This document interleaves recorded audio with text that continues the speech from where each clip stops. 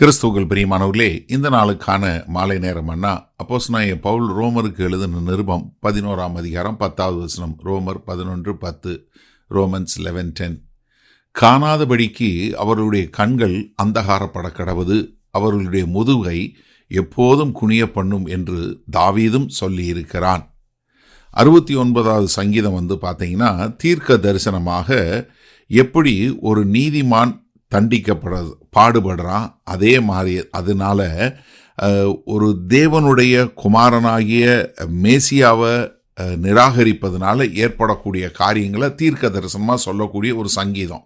அந்த சங்கீதத்திலிருந்து தான் அப்போஸ்தலனாகிய பவுல் எடுத்து என்ன சொல்கிறாரு, காணாதபடிக்கு அவருடைய கண்கள் அந்தகாரப்பட கிடவது. என்ன இது மாம்ச பிரகாரமான கண்களில் சொல்ல, ஆவிக்குரிய கண்கள்.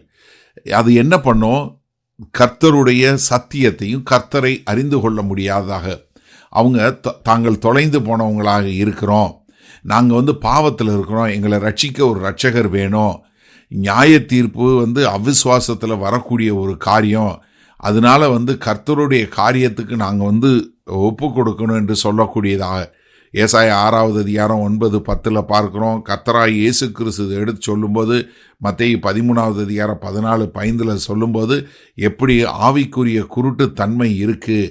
அது வெளிச்சம் இல்லாததுனால இல்லை, அவங்க என்ன அதை ஏற்றுக்கொள்ளாதனால வரக்கூடியதாக. அடுத்து என்ன சொல்கிறாரு, அவருடைய முதுகை எப்போதும் குனிய பண்ணும்.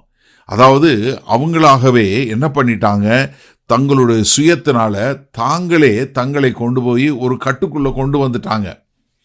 ஆனால் முதுகு குறிய பண்ணது என்ன, ஒரு பாரம், ஒரு அடிமைத்தனம், அவங்கள அழுத்தக்கூடியது.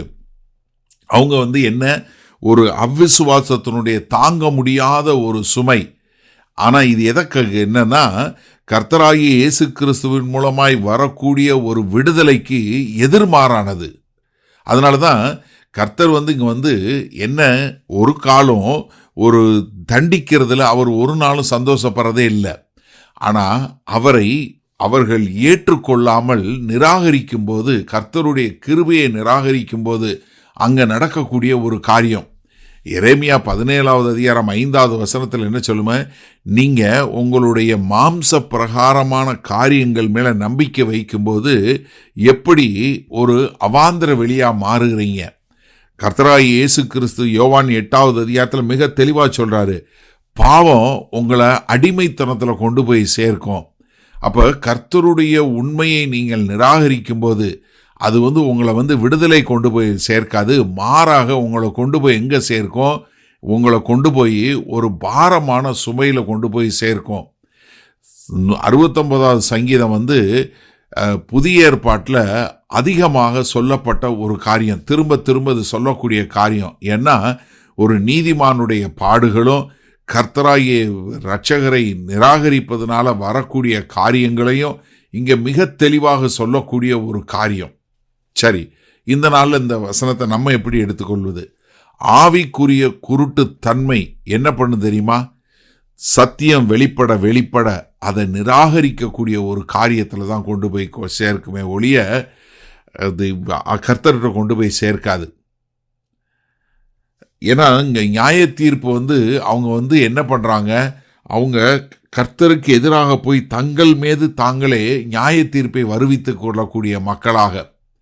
அப்போ இந்த நாளில் இந்த செய்தியை கேட்டுக்கொண்டிருக்கு நம்ம என்ன தெரியுமா ஆண்டவர்கிட்ட கேட்கணும், ஆண்டவரே என்னுடைய ஆவிக்குரிய பார்வை மிக தெளிவாகட்டும், எந்த பகுதியிலேயாவது எனக்குள்ள ஒரு குருட்டுத்தன்மை வராதபடி, ஒரு சின்ன ஒரு காம்ப்ரமைஸ் சொல்கிறோம் இல்லையா, ஒரு சின்ன காரியம் செய்தால் கூட ஆவிக்குரிய முறையில் நமக்குள்ள ஒரு குருட்டுத்தன்மை உண்டாயிரும்.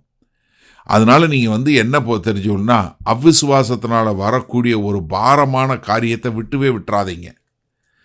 நீங்கள் ரொம்ப ரொம்ப ஜாக்கிரதையாக ஒவ்வொரு ஏரியாலையும் உங்கள் வாழ்க்கையில் ஒவ்வொரு பகுதியும் நீங்கள் கர்த்தருக்கு ஒப்பு கொடுத்து கர்த்தர் சொல்லக்கூடிய காரியத்தை கேட்டு அதற்கு கீழ்ப்படியக்கூடிய மக்களாக இருக்கணும்.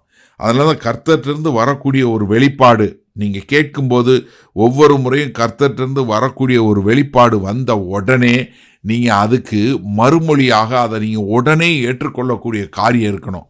அப்படி இல்லைன்னு வைத்து கொள்ளுங்க, நீங்கள் என்ன, கர்த்தர்கிட்ட வரக்கூடிய காரியத்தை நிராகரிக்கக்கூடிய மக்களாக மாறி கர்த்தருக்கு எதிரான ஒரு காரியத்தில் போய் செல்வீங்க.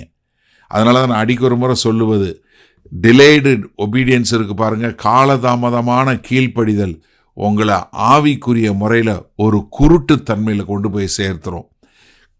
காலதாமதமான கீழ்ப்படிதல் கீழ்ப்படியாமையினுடைய முதல் படி என்பதை நீங்கள் மறந்து விடாதீர்கள். அதனால என்னைக்கு எப்போ நீங்கள் கர்த்தருடைய வார்த்தையை வாசிக்கும்போது, கர்த்தருடைய செய்தியை கேட்கும்போது உடனடியாக அதற்கு நீங்கள் ஏற்றுக்கொண்டு உங்களுடைய வாழ்க்கையை மாற்றக்கூடிய மக்களாய் இருக்க கர்த்தர் உங்களுக்கு கிருபை பாராட்டுவாராக. வல்லபிதாவே, இது அந்த அருமையான நல்ல நாளுக்காய் நன்றி. இந்த நாளிலும் ஆண்டவரே, நாங்கள் எங்களுடைய ஆவிக்குரிய பார்வை தெளிவடைய உம்மிடத்திலிருந்து வரக்கூடிய செய்தியை கேட்ட மாத்திரத்தில் அதற்கு கீழ்ப்படிந்து எங்களை திருத்திக் கொள்ள நாங்கள் ஒப்புக் கொடுக்கிறோம். மீட்பரும் இரட்சகருமாகிய இயேசு கிறிஸ்துவின் மூலம் பிதாவே, ஆமேன். கர்த்தர் உங்களை ஆசீர்வதிப்பாராக. நாம் நாளை காலை தினசரி தியானத்தில் சந்திப்போம். Good night.